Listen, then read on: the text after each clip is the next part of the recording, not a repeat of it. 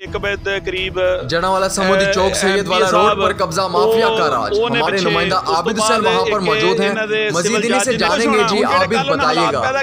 जी आज जड़ावाला का करीब सैयदवाला रोड पर 352 गाबिद समूदी चौक पर कब्जा माफिया ने जमीनों के ऊपर कब्जा कर लिया है और जो खड़ी फसलें हैं गंदम की, लाखों रुपए की जो खड़ी फसलें हैं गंदम की, वो बिल्कुल तबाह बर्बाद कर दी गई हैं। तो हमारे साथ इस मौजूद है जो लोग एहतजाज कर रहे हैं अपनी ज़मीनों के ऊपर, जो बड़े अरसा दराज से अपनी ज़मीनों पर बैठे हुए थे, लेकिन जो जड़ावाला की कब्जा माफिया इसे सरकारी अफसरान जो है उन लोगों ने अपने सरकार का नजायज़ फ़ायदा इस्तेमाल करते हुए ज़मीनों पर कब्जा किया और खड़ी फसलें, लाखों रुपए की खड़ी फसलें बिल्कुल तबाह कर दी गई हैं। तो हमारे साथ शेख गोहिर साहब, तो इनसे जानते हैं इनकी ज़मीनों का कितना नुकसान हुआ है।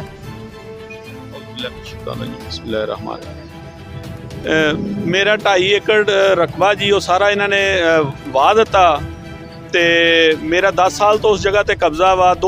सन 2018 तो मेरी खरीद है, मेरी मालकी भी है वो सारा रकबा। ते कल आए ने तकरीबन 1 बजे के करीब MPA साहब वो ने पिछे, उस तो बाद एक इन्हां दे सिविल जज ने कुछ होना हुण जेहड़े कल उन्हें हालात पैदा किए आ, अल्लाह ना करे जिस तरह उन्होंने कोल आपसी असला सी या लहरांदे सन या कब्जा सी, कोई नुकसान हो सकता सी। असी तो पिछे हो के बैठे रहे, अगर पुलिस ना आती या पुलिस उत्थे ना होंदी तो नुकसान हुंदा सी। ते गुजारिश है कि सानू नुकसान तो भी बचाया जाए, सानू तहफ़्फ़ुज़ भी दिता जाए, इन्हां लोगों के खिलाफ इंक्वायरियां भी कीतियां जान। बस मैं मरकज़ी अंजुमन ताजरान दा वाइस प्रेजिडेंट जड़ावाला दा अर्ज़ कर रहा। असी कारोबारी लोग हाँ, शरीफ लोग हाँ, कित को मर्जी आके पुछ लवो कि आया साडा किसी कोई ब्लैक लिस्ट च नाम तो नहीं, तो साढ़े नाल एड्डी वड्डी गुंडागर्दी हुई आ, साडा कोई नुकसान हो जाता जानी, उसदा कौन जिम्मेदार आ। साढ़े नाल वज़ीर आज़म पाकिस्तान इमरान खान ने वादा किया, वज़ीर आला पंजाब उस्मान बुज़दार ने वादा किया।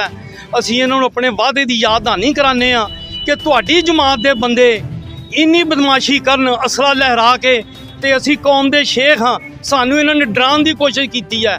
साडे रकबे के उत्ते साडा ज़र खरीद रजिस्ट्रीशुदा रकबा जिन्हों असी 10 सालों तो बाद किया था, असी साडी फसल बर्बाद कर दी।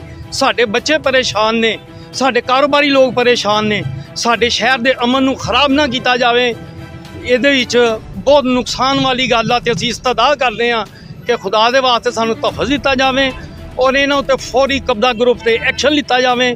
ये जड़े लोग ने कब्जे वाले ये पैसे लैन देन करते हैं, तो सानू इन्हां तो तहफ़्फ़ुज़ दिता जाए। असी बहुत बहुत तुहाडे शुक्रगुजार हाँ।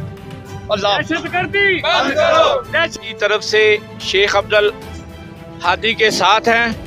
जब भी शेख साहब हमें कहेंगे हम पूरा बाज़ार, पूरा शहर बंद करवा देंगे इंशाअल्लाह। ये गुंडागर्दी के हम बिल्कुल ख़िलाफ़ हैं। जिन्होंने ये गुंडागर्दी करने की कोशिश की है उनके खिलाफ फिलफौर पर्चा दर्ज किया जाए और उनको गिरफ्तार किया जाए। शुक्रिया।